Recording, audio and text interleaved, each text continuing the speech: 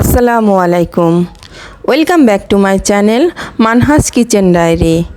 আজকের রেসিপিতে থাকছে কাঁচা আমের টক ঝাল মিষ্টি খুবই মজার একটি শরবত। এখন যেহেতু প্রচণ্ড গরম পড়েছে, আমাদের সবার উচিত বেশি বেশি করে পানি ও শরবত খাওয়া। তাই এই মজার শরবতটি সবাই বাসায় বানিয়ে খান। এক কথায় বলতে গেলে গরমে স্বস্তি পান। এই শরবতটি খেতেও যেমন মজা, তৈরি করাটাও তেমনি সোজা। তাহলে চলুন কথা না বাড়িয়ে বানিয়ে ফেলি মজার কাঁচা আমের শরবত। এই মজার শরবতটি তৈরি করার জন্য আমি নিয়ে নিচ্ছি দুটি কাঁচা আম। আম দুটিকে আমি পিলারের সাহায্যে ছুলে নেব। এবার আম দুটিকে দুভাগ করে কেটে ভিতরের বিচিটা বের করে নিতে হবে। এবার আমগুলোকে আমি ছোট ছোট করে কেটে নেব।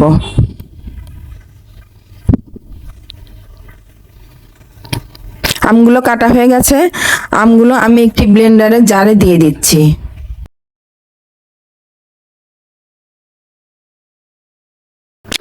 এরপর দিয়ে দিচ্ছি আধা কাপ চিনি। আপনারা চিনিটা বুঝে শুনে ব্যবহার করবেন। আম যদি বেশি টক হয় তাহলে বেশি চিনি দিবেন, কম হলে কম চিনি দিবেন।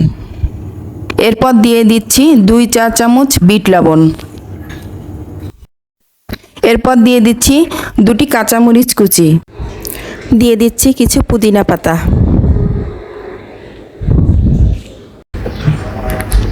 এরপর অল্প কিছু ঠান্ডা পানি দিয়ে দিচ্ছি।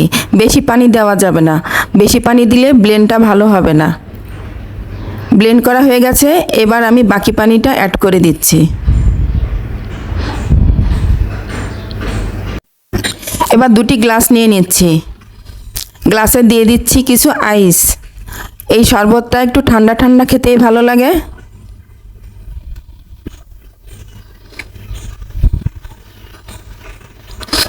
তৈরি হয়ে গেল খুবই মজার টকঝাল মিষ্টি কাঁচা আমের শরবত।